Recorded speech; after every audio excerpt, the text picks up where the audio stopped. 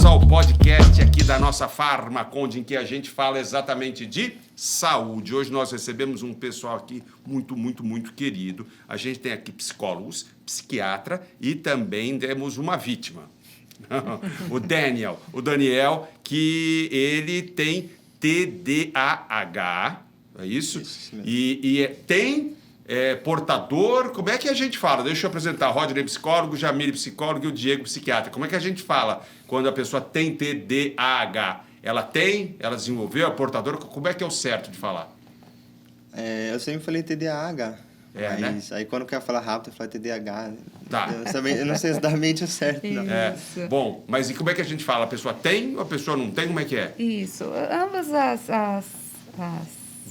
denominações estão corretas. Então, tem TDAH ou é portador do transtorno de déficit de atenção com hiperatividade. Pronto, vocês já falaram, você já deu aqui, Jamile, a nossa definição. Transtorno de déficit de atenção e hiperatividade. Mas tem mais de um tipo, não tem? Tem. Na verdade, atualmente, agora teve uma mudança, né, que ele pode ser e ou. Então, transtorno de déficit de atenção e ou hiperatividade com a impulsividade também associada, né? Antigamente tinha uma questão de que os dois vinham necessariamente atrelados, hoje isso já esse conceito está sendo modificado. Então, entendendo que existem os subtipos, né? O subtipo hiperativo, subtipo... e aí, que tem a questão da atenção e um subtipo combinado dos dois, assim. Daniel, você é o quê? O que eu faço? Não, você é o quê? O seu TDAH então, é o quê? Quando eu era menor, o psiquiatra falou que eu tinha todos, né? Eu tinha tudo, era tudo. Tá. Eu tinha déficit de atenção, hiperativo, todos. Mas com o tempo e com bastante experiência, eu ainda tenho essa parte de déficit de atenção. Em algumas partes eu tenho que, enfim, estudo e tal, eu tenho que concentrar bastante, assim, além talvez de outra pessoa que tem mais facilidade para prestar atenção no foco, mas hiperatividade eu acho que eu não tenho mais, assim, eu sou bem mais tranquilo ultimamente, não sei se por eu forçar que eu preciso ficar mais tranquilo e tal, mas hoje em dia eu não tenho mais tanto, não. Rodney, você ia falar alguma coisa, eu te interrompi. Não, eu ia complementar o que o colega falou dos transtornos, mas eu posso falar depois. Não, mas pode falar, vamos agora. Não, ele estava falando de subtipos, né? Eu estava até vendo ele falando que exatamente isso, né? Tem esses dois polos, a hiperatividade e impulsividade e a desatenção. Normalmente, quem tem o transtorno pode ir para um desses polos ou, como o caso dele, ter os dois tipos, né? Há todo um critério que tem que escolher, baseado em quantidade de sintomas, né? Entendi. E isso que ele falou é bem comum. Quem tem TDAH, o transtorno se desenvolve ao longo do tempo. E alguns sintomas podem diminuir. Ele falou da hiperatividade, é o mais comum que diminui ao longo da idade. O de desatenção ainda normalmente continua. Só que quem é hiperativo e impulsivo pode não apresentar a hiperatividade, mas pode ainda manter a impulsividade, que é aquela coisa de fazer as coisas meio sem pensar ainda, que é o mais comum no adulto. O Daniel estava falando aqui antes da gente começar que a mãe dele, quando ele era pequeno, no supermercado, se a mãe dele marcasse uma touca, distraísse um segundo, já tinha sumido. E eu levava meu irmão junto ainda. Aí ele tomava a culpa ainda. Mas era assim, não conseguia... Enfim, tinha que comprar alguma coisa, não conseguia ficar parado atrás dela. Vamos comprar isso. Eu já pensava, caramba, olha o que tem ali, legal. Saia correndo e já saía perto dela.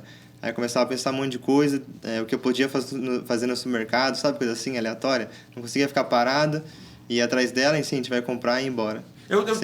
Jamile, é uma ignorância minha, eu olho pro Daniel e quando ele fala isso, eu fico imaginando ele um pequenino querendo o mundo. Eles têm essa sanha pelo mundo? Exatamente isso. É um turbilhão de pensamentos, um turbilhão de emoções que se expressam pela linguagem e pelos comportamentos hiperativos. Geralmente são crianças que tumultuam demais o ambiente onde estão, porque elas não dão conta. Eles não dão conta da quantidade de pensamentos, da atividade mental e, inclusive, da descarga física que essa atividade mental gera. Então, são crianças que geralmente tumultuam a sala de aula, que geralmente são os que dão mais trabalho para os professores, mas que a longo prazo, à medida que amadurecem, e hoje em dia com um diagnóstico mais assertivo, no sentido de que, por exemplo, antigamente nós tínhamos muitos com déficit de atenção, mas que não apresentavam hiperatividade. Outros que apresentavam hiperatividade e nem tanto déficit de atenção. Então, hoje, com diagnósticos mais assertivos, a gente consegue ajudar mais essas crianças, esses adolescentes, e a longo prazo, comportamentos como, por exemplo, consequência da hiperatividade acabam regredindo com o amadurecimento, a passagem do tempo. Que hoje faz ele conseguir sentar aqui e conversar com a gente. Mas mexe as pernas, hein? Exatamente. Mexe as pernas e mexe na mão e mexe... O mais falante. Se alguém, quando vocês estiverem nos assistindo, o Daniel, esse menino, eu falo menino porque ele podia ser meu filho mesmo, né? É muito bonito menino e bacana e simpático. Se quiser dar uma cambota, fica à vontade. Mas o engraçado que eu lembrei aqui agora até na escola, quando ficava muito em silêncio, assim, o professor tá explicando, ou já explicou alguma coisa, até em prova, né? Que é normal, você tá fazendo prova em silêncio. Eu não conseguia ficar fazendo prova, por exemplo, 1 hora quieto em silêncio fazendo a prova. Aí... você falou se tinha algum caso algum problema na escola e tal. Eu lembrei que uma época eu viajava também muito para torneio e tal de tênis, e eu já fazia prova, assim, entre aspas, indiferente, porque eu já tinha essa dificuldade. Então era menos questões, para mim não era 10, 15, para mim era 5, 6 questões, era um pouco menos, e eu tinha menos tempo. E também tinha a parte que eu viajava muito, então eu tinha que fazer a prova separada. Aí o pessoal pegava no pé, né? Prova separada pro Daniel, sei lá o quê, por que ele é diferente, sabe, as coisas assim? Aí com 10, 11 anos eu tava na cabeça, né? Realmente, por quê, né? Que eu sou diferente dos outros e tal. Aí isso na época meio que mexia comigo. Mas E eu ficava assim, chateado, né? Por não ser igual aos outros, assim. Mas com o tempo eu fui aprendendo e não liguei mais tanto. A gente estava falando disso nos bastidores aqui, essa história de escola, né? Da fase do Daniel em escola, porque a gente fica sempre pensando nisso. Como será? Eu gosto muito do momento que a gente vive hoje, que a gente está também escancarando muitos assuntos, né? Tirando dos guetos e dando à luz sobre o autismo, sobre, hoje, por exemplo, a gente está falando do TDAH, a gente fala também de câncer de próstata, são assuntos que geram um preconceito e muitas vezes, a maioria das vezes pautado por ignorância, e é bom que a gente traga, por exemplo, o Daniel, como eu estou dizendo, super simpático, vai aqui nos esclarecer coisas, e vocês também profissionais, e aí eu imagino que quem esteja nos assistindo, nos ouvindo, pense assim, mas espera aí, como é o diagnóstico? Qual é a idade para isso? Diego, você como psiquiatra também, quanto que qual comportamento deve fazer os pais ficarem atentos? Antes do período pré-escolar, é um pouco mais difícil, né? Porque a gente precisa do olhar da escola. Os pais muitas vezes ficam em dúvidas. É uma criança mais rebelde, mais peralta, que não para quieto. É uma questão temperamental do comportamento da criança, da essência dela, ou tem alguma coisa assim? Então, quando você observa que aquilo ali está além do limite, que causa um tipo de desconforto para a criança, para o ambiente, para as outras pessoas, você já começa a suspeitar. Quando chega na escola, isso se evidencia bastante, né? Então, é aquela criança que não para quieta, que interrompe os outros, que atrapalha a aula, que tem dificuldade de prestar atenção, que às vezes levanta e sai da sala, né? Então, assim, tem uma série de questões que você vai observando. Eu estou rindo, você desculpa, é porque eu estou pensando aqui na minha mulher, se ela está ouvindo. É capaz, acho que ela já está indo com meu filho para o psicólogo. E aí, assim, é uma questão que você observa, tem que ser em pelo menos 2 ambientes diferentes. Então, não adianta a criança ser só assim dentro de casa ou só assim na escola. Tem que ser assim, é um transtorno e acontece de forma global. Tem que ter pelo menos 6 meses, né, aí de desenvolvimento, você observa isso. Então, começou a apresentar isso há 1 mês, você fecha o diagnóstico? Não, vamos esperar, vamos observar. Porque às vezes tem coisas que estão acontecendo na vida da criança que estão determinando esse comportamento. Justamente. Exatamente. Rodney, por exemplo, a sua experiência clinicando e tudo mais, como é que é o tratamento, a abordagem com essas crianças? A gente faz uma abordagem, quando falando em avaliação, né, nunca é somente com a criança, né? É muito importante você entrevistar pessoas do convívio dela, escola, por exemplo, é porque tem que ter no mínimo 2 espaços. É como você falou, às vezes a criança é agitada na casa, mas às vezes está acontecendo tanta coisa lá que pode fazer a criança ficar mais irritada ou brava. Ou na escola, ela não tem uma relação boa com a professora ou com a própria escola. Por isso são 2 espaços. Então, as nossas avaliações sempre ocorrem junto com os pais, o olhar dos pais, junto com a escola. Às vezes a gente vai na escola observar a criança. A gente faz, às vezes, essas avaliações no ambiente natural dela, ou, quando é possível, relatórios. Na criança, a gente tem atividades como brincar e utilizando alguns testes. Tem alguns testes de inteligência que a gente avalia, por exemplo, atenção. Se ele tem resultados muito abaixo do esperado, são dados que a gente coleta para criar uma hipótese, né?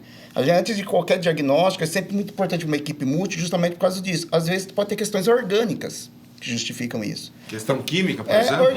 Pode ter um problema na tireoide ou algo do tipo, que precisa de avaliações médicas. Né? Não é bom passar só com o psicólogo, por exemplo. Entendi. Né? E aí, o que eu até complementando, assim, o que é transtorno? O que é um transtorno mental? Tem que transtornar a vida da pessoa. Então, ele tem que ter um nível de disfunção muito maior do que se espera. Não é qualquer desatenção ou qualquer criança que sobe muro, por exemplo. Então, né? nesse caso, peraí, minha mulher pode fazer dar ré. Você falou que ela ia falar, espera aí, ainda ia. Não, acho que a minha mulher pode voltar para dentro de casa agora. Que rapaz, eles estavam discutindo um dia, ele falou para ela, tem 7 anos, falou para ela, olha aqui, mamãe, isso não é legal, isso é um insulto. Mas filho de peixe, né? Jamile, e Daniel, e Rodney, e Diego, eu agradeço demais pelo que vocês estão fazendo aqui, mais uma vez, aqui no nosso podcast, que é uma ilustração, é uma investigação, uma reflexão sobre tudo isso e que pode gerar, o Daniel falou mais cedo aqui nos bastidores, que isso tudo gerava uma aflição e uma tristeza em você. Você ficava quietinho, não falava para pai, para mãe. Sim, para ninguém. E a gente acha que as pessoas assim, amigo e tal, falar, você é diferente e tal, essas coisas. Até professor, eu não gostava, mas querendo nós, os professores, como gostavam de mim e tal, meio que tratava diferente, assim, por esse motivo, assim, sabe? Porque eles são também cativantes, né? Aí... Então, eu penso que... Aí a gente sempre pensava... Eu sempre pensava comigo mesmo. Por que, assim, será que eu que tô errado? O que eu tenho... Meu problema, assim, sabe? Que as professoras tratam diferente, os meus amigos, assim, falam que... Aí perguntam pra mim, por que eu faço a prova diferente, sabe? As coisas assim, eu fico, cara, eu não sei, ué. Porque, enfim, eles querem... Eu respondia sempre assim, eu preciso fazer só isso, eu precisava fazer assim. Eles são mais cativantes, Jamile? Eles são. E eu penso que esse é o ponto mais importante de esclarecimento. Por quê? Porque como eles têm a questão da hiperatividade, são crianças adolescentes extremamente ativos, fisicamente, mentalmente, socialmente, eles aparentam estar sempre felizes. E isso gera um equívoco muito grande nos formadores, professores, coordenadores, nas famílias, enfim, no sentido de que isso é bagunça, isso é porque ele não sabe se controlar, ou isso é falta de educação, ou é porque essa família não dá contornos. E, na verdade, não. Existe dentro dessa criança, até porque esse excesso de atividade mental é perturbador, e existe dentro dessa criança um sofrimento, porque ela gostaria de ser como os outros. Ela gostaria de conseguir ficar sentada na carteira e ouvir a professora e conseguir fazer como os demais. Mas ela não consegue, é mais forte que ela. Alguns dados dão conta de que uma boa parte da população é atingida ou é portadora desse transtorno. Cerca de 4,8% da população pode ter algum espectro, algum nível desse transtorno, é isso? É mais ou menos isso? Tem algumas estatísticas, o próprio DSM, que é o Manual Estatístico e Diagnóstico de Doença Psiquiátrica, de Transtornos Mentais, ele cita em torno de, na infância, de 5% a 7% das crianças e nos adultos em torno de 2,5%. Então, assim, de maneira geral, é um transtorno persistente, né, que tem o surgimento dos sintomas antes dos 12 anos. Antigamente se falava que tinha que surgir antes dos 6, por volta dos 6 anos, já tinha que ter, hoje em dia, estender um pouco mais. Mas, de maneira geral, nem todo mundo que tem o diagnóstico na infância na fase adulta vai persistir com o TDAH. Como disse o Rodney, alguns sintomas vão se atenuando. Mas o TDAH, ele vai ser mais comum entre os meninos do que as meninas? Sim. Outra questão que a parte estatística cita, depende da fonte, de 2 a 3 vezes mais nos meninos do que nas meninas, de 2 a 3 vezes mais. Mas falar. é importante pensar assim também, que os homens são os que mais têm TDAH. Só que eles têm mais TDAH também, de forma mais comparada com as mulheres, o hiperativo impulsivo. Então, essa discrepância a gente percebe mesmo nos casos clínicos, quem vai procurar atendimento. E quando a gente pensa em atendimento, o hiperativo acaba dando mais trabalho do que o desatento. Então, e as meninas são mais desatentas do que hiperativas. Então, muitas meninas com TDAH do tipo desatento acabam não sendo tratadas por isso, porque não dá trabalho. Espera só um pouquinho, agora eu vou aproveitar aqui e mandar minha mulher ir. Mas aí é ela. O meu filho fica. Porque, rapaz, pensa numa pessoa esquecida. E ela dá risada. Mas o pai dela também é assim. O TDAH é muito genético, hein? Então, isso quer dizer, eu aproveitando que eu estou brincando muito com a história do meu filho, da minha mulher, mas o pai dela é genético? Tem um componente genético? Tem um componente fortemente genético, mas não tem como a gente descartar as questões ambientais. Entendi. Na própria gestação em si, que é bem típico dos transtornos do neurodesenvolvimento. O que tipo de gestação pode levar a esse transtorno? Olha, pode ser desde o uso de tabaco, álcool, alguma medicação pode interferir. Uma coisa que as pessoas não falam muito, mas o estresse que a mulher pode ter durante a gestação, sabe? Complicações no parto, ter algum tipo de infecção ao nascer, baixo peso. Mas tudo isso que a gente está falando... Exatamente. Mas tudo isso não é único do TDAH. Ele é típico de qualquer transtorno do neurodesenvolvimento. Então, transtorno do espectro autístico, rebaixamento intelectual, transtornos de tique, eles compartilham muito isso, esses históricos com algumas complicações. Fora o ambiente. Violência, ambiente inadequado, também pode complicar. A questão do ambiente e da criação, a gente tem algumas dúvidas se ele geraria TDAH. O que a gente mais acredita é o seguinte, que o ambiente pode potencializar ou não esse quadro. Entendi. E aí também, consequentemente, eu fico pensando sobre o tratamento. Como é que é? É medicamentoso? É só medicamentoso ou é comportamental? Como é que faz a abordagem? O Daniel tá olhando para ele a carinha de vítima, rapaz. Eu posso falar? Por favor. Então, aí quando eu passei uns 10, 11 anos, eu passei no psiquiatra, nas primeiras semanas eu não cheguei a tomar nada, eu voltei lá e comecei a tomar um remédio, né? Putz, até eu esqueci o nome agora. Mas... Ritalina? Isso mesmo. Eu comecei a tomar e tal, mas eu tomei, assim, ajudou, mas, assim, na minha cabeça, por um ano e pouco, quase 2 anos eu tomei, mas na minha cabeça, aquilo ainda me tornava, assim, ainda mais diferente, assim, dos outros, sabe? Aí eu tomei, aí começou a ajudar, eu fiquei mais atento e tal, mas chegou uma hora que eu não quis tomar mais. Eu falei, não vou tomar mais isso com uns 14 anos. Eu não quero tomar mais, eu resolvo sozinho e pronto. Aí eu parei de tomar com 14 anos, desde daquele tempo eu comecei a focar assim por conta própria, ter mais atenção e ficar mais tranquilo nas coisas e ajudou. Eu não sei se fiz certo não, mas ajudou. Como é que é a abordagem? Eu brincava que chamava eu falava que não é Ritalina, é Irritalina. Irrita mais. Né? A abordagem acho que tem que ser multidisciplinar, né? Então, tanto a própria equipe de psicologia, a parte da psiquiatria também de maneira combinada, até para potencializar. Na psicologia você consegue fazer uma educação parental, então dos pais, da própria criança, no sentido de criação de mecanismos adaptativos para a criança lidar com essas questões, as crianças ou adolescentes, né? Nos casos moderados a graves, aí a medicação ela já é essencial também junto com a questão da psicoterapia. A gente tem basicamente a classe dos estimulantes, né, da Ritalina, que é o metilfenidato, que tem no Brasil, Concerta, e tem a lisdexanfetamina também, que é o Venvance. São as medicações mais utilizadas.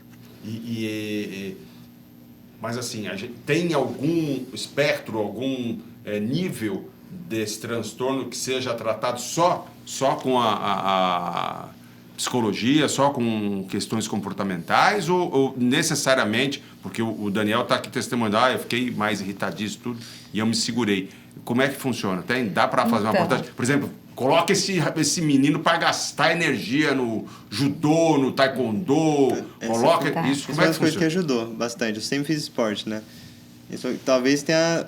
Isso com certeza talvez tenha ajudado. Porque eu sempre fiz futebol, né? Até os 5 até os 12 anos mais ou menos. Depois eu troquei pro tênis. Já falou de futebol, já falou de tênis, já que eu falou de joguei- judô. que eu É joguei isso aí, a até energia não acaba, né? Isso. Mas Vem assim, sem botão de desliga. Isso, só que assim, é fundamental a organização familiar. O estabelecimento de uma rotina direcionada e clara para esse indivíduo, ela é decisiva, inclusive para os adultos que têm o transtorno, que mantém. O que acontece? Quando o paciente ele tem, de fato, o transtorno, né, devidamente diagnosticado em equipe multidisciplinar, a medicação ela é essencial. Por quê? Porque é ela que vai ajudar a dar contornos para essa excessiva atividade mental. Então, quando ele diz, eu abandonei a medicação aos 14 anos e eu decidi que eu ia fazer sozinho, não. Dos 10 aos 11, até os 14, a medicação ou ensinou uma nova forma de funcionamento. Sim, pode ser. E aí o que acontece? Aos 14 anos, quando ele abandona a medicação, ele já aprendeu a funcionar diferente, ele já está mais maduro e já aí fazendo as escolhas do que gosta e onde é que ele vai descarregar toda essa energia. A gente também está falando muito do Daniel, ele está aqui, muito obrigado pela sua generosidade, querido, porque você está exemplificando e falando de algo que foi ali, meio clássico, né? Exatamente, Na infância e tudo mais. isso. Mas e os mais velhos, os adultos? Como que se diagnostica isso e como lida com um adulto que tenha esse transtorno e que eventualmente nem saiba? Existem algumas escalas, né? Então, o SNAP até trouxe aqui alguns exemplos de escala que o paciente pode fazer, um autoteste, por exemplo, e aí quando ele tem essa suspeita. Mas igual a gente já conversou, de alguma maneira isso tem que causar um transtorno, de alguma maneira está atrapalhando a vida da pessoa. Não é simplesmente uma desatenção ou ela tem um pouco mais agitada que o habitual. Aquilo atrapalha de forma persistente. São indivíduos que têm uma alta taxa de evasão escolar, muitas vezes podem acabar indo para uso de substância, né, para uso de drogas, acabam indo para uma questão de subempregos por conta disso.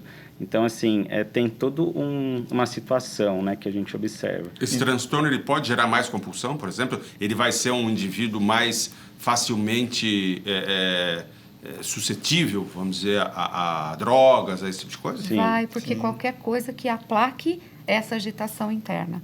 Por isso que é muito importante a clareza do sofrimento que o transtorno gera.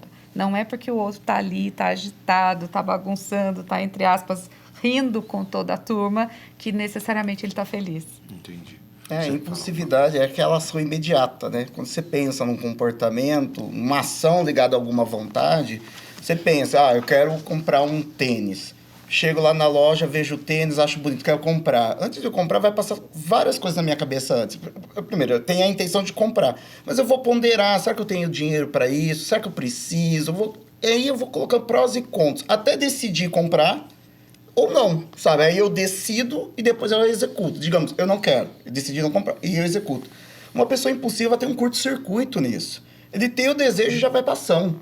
Ele não pondera, sabe? Ele não pensa. Então, um desejo tem que ser resolvido de forma imediata, sabe? Não consegue segurar, frear as coisas. E aí você pode sim ter vários comportamentos impulsivos, por exemplo, uso de drogadição, por exemplo, mas pode ser qualquer coisa, compra, comida, tem muitos com transtorno alimentar. Eu estou procurando meu telefone aqui, você tem o seu aí? Podemos ligar para minha mulher? Ela vai querer me matar, né? Eu estou fazendo essas brincadeiras com ela, mas olha, meu Deus do céu. Mas disso que você está falando, é uma questão que é sempre importante passar com profissionais, porque ninguém é 100%, né? Todo mundo é um pouquinho mais agitado. Defeitinho todo mundo tem. E é como nós estamos falando aqui, TDAH não é que todo mundo que tem desatenção tem TDAH. Não é todo mundo que é agitado que tem TDAH. Para ser transtorno de déficit de atenção e hiperatividade, tem que ser muito tem que prejudicar a vida. Ou a pessoa sofrer muito, né? E essa é uma questão, às vezes, que é muito complicada dentro da área da saúde mental, né? A maior parte das nossas avaliações são clínicas. é entrevista, é observação, não é exame de sangue ou raio-x, né? E como tem preconceito ainda, né? Então, assim, e ficam, às vezes, muito difíceis para quem não trabalha na área entender, porque tem que ter muita experiência para você conseguir realmente perceber o que é uma alteração disfuncional ou não. Se eu acordo com sono, minha atenção já não funciona. Sabe? Eu tenho que saber fazer essas diferenças. E aí as pessoas dormem mal pra caramba, estão estressadas, estão dormindo mal por uma semana, já falam, putz, essa semana eu acho que... E aí... Estão mais ansiosas e aí muitas vezes confundem. Será que é um componente Exatamente. de hiperatividade, né? Às vezes a agitação é por preocupações. Os Você consegue ver, tecnológicos. sabe? E aí, muitas vezes, quando você tenta fazer uma autoavaliação sozinho, você pode confundir essas questões. Porque uma avaliação que a gente faz, a gente tem que pensar em todas as possibilidades possíveis. E na hora, quem não trabalha, fica só com sintoma. Por isso que dá aquela sensação, você até brincou, nossa, se você parar para pensar, parece que todo mundo é doente, sabe? Porque a gente não vê os contextos que isso acontece. A dislexia tem alguma coisa a ver com o transtorno, com esse transtorno? Ela pode ser uma comorbidade, inclusive, do TDAH. Está ali no transtorno de neurodesenvolvimento, transtorno de aprendizagem ali, mas são situações diferentes, mas elas podem ser concorrentes, acontecerem ao mesmo tempo. Porque eu estou pensando aqui exatamente nas pessoas que é sabido que elas têm dislexia e são pessoas super realizadas na vida. O caso mais que todo mundo sabe é o Tom Cruise. Tom Cruise, né? Além dele, tem mais alguma atriz que falou também recentemente que ela tem um tipo de dislexia, que ela não consegue, ela guarda de outra maneira. Tem pessoas famosas e com muito sucesso que tem também esse transtorno. O Tom Cruise gravava, né? Gravava. E eu estou falando de novo isso porque a intenção aqui é a gente falar sobre, é a gente refletir. De novo, agradeço demais pela generosidade do Daniel e de vocês também, como profissionais, por estarem hoje conosco, porque quanto mais informação tiver, informação é poder, né? Quanto mais informação a gente tiver, quanto mais comparação a gente fizer, melhor a gente vai fazer da vida das pessoas. Sim. Não é isso? Exatamente. Quanto mais precoce o diagnóstico for, né? Melhor também. Isso vai mudar o desfecho, vai mudar a evolução do próprio indivíduo, né? Então, é essencial. E do quanto os ambientes precisam estar preparados. Família, escola, né? Para receber essas pessoas e atendê-las. Bom, a gente está falando, então, só para retomar aqui, de diagnóstico feito ali principalmente na idade escolar, mas que também pode acontecer na vida adulta. A gente está falando de um atendimento multidisciplinar, de sintomas variados que só podem ser, de fato, sacramentados ali pelos profissionais, né, de saúde mental, psicólogos, psiquiatras. A gente está falando de uma vida que pode sim ser normal, como é o caso do Daniel hoje aqui, que está nos contando da sua experiência. Não vamos nos deixar enganar pela aparente felicidade pautada pela hiperenergia aí e hiperatividade. Vamos nos preocupar, olhar direito para o outro, olhar com um olhar generoso também, de tentar entender o outro, perceber. Bom, falamos de idades, falamos de sintomas, falamos de abordagem. Faltou falar alguma coisa, Daniel? Você que manda aqui. Beleza. Acho que não. Que bom, obrigado, te agradeço. Doutores, eu estou já caminhando para o fim aqui, porque a gente tenta fazer sempre, nesse momento aqui no nosso podcast, justamente um levantamento das questões, para as pessoas se cuidarem, para as pessoas não terem preconceito, isso é fundamental, como diz também o Rodney, psicólogo aqui, de perto ninguém é normal, tem a música que fala isso, né? E nós não somos, não é só normais, não, nós precisamos de uma atenção permanente aos nossos próprios problemas e aos problemas dos outros. E tem até falar em preocupação, tem um projeto de lei que passou sobre um cuidado nas escolas destinado às pessoas que tenham esse transtorno, não é isso? Exatamente, há pouco tempo, há alguns dias, Sim. né? E que eles recebam, né, o atendimento que eles precisam, porque eles têm necessidades especiais no sentido de, em alguns casos, ter um acompanhante terapêutico, uma professora auxiliar, uma estagiária que possa acompanhar esse aluno, ajudá-lo a se centrar, a focar, porque são alunos que se desorganizam muito facilmente, né? Então, a escola tem que estar preparada para poder atender essas necessidades. Que bom que a gente, de alguma maneira, também está olhando, o Brasil, o poder público está olhando com essa atenção para essas pessoas que têm o transtorno de déficit de atenção e hiperatividade. Falei certinho, né? Certinho. Nós falamos também aqui dos 2 tipos que são os mais comuns, mas que aí tem os outros desdobramentos. Dr. Rodney Jamile e Dr. Diego e Dr. Daniel. Posso terminar? Por favor, faça favor. E que Não é uma cambalhota, não. Que eu acho, e que eu acho legal é que, assim, desde quando eu era pequeno, eu sempre achava que, por causa desse, ainda assim, entre aspas, problema, eu sempre ia ter, assim, uma meio que vida diferente, assim, eu pensava na minha cabeça, né? E aí, hoje em dia, até muito amigo meu, até vem, que tem ainda mais essa dificuldade, vem perguntar, assim, como que eu, assim, consigo fazer coisas, assim, que eu não conseguiria, por exemplo, meditação, essas coisas que eu consigo fazer bastante hoje em dia, como que eu faço, assim, né? E aí eu acho até legal e tento ajudar várias pessoas, assim, dessa forma que eu consegui, com o tempo, assim, aceitar e ir trabalhando essa parte de... Eu sei que eu tenho mais dificuldade para uma coisa, mas, enfim, vamos fazer... Se precisar estudar mais, estuda mais 2, 3 horas a mais para aprender o que você precisa, né?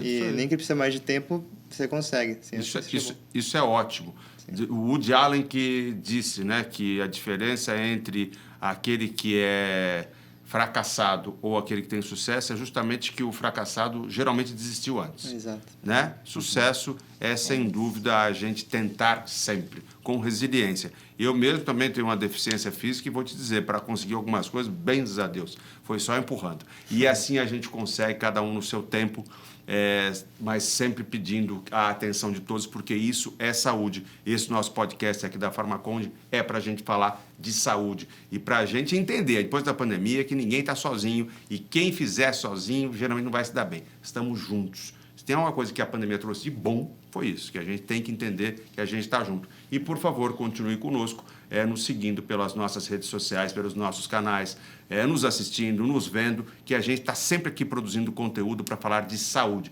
Feliz saúde para todos. Obrigado. Valeu.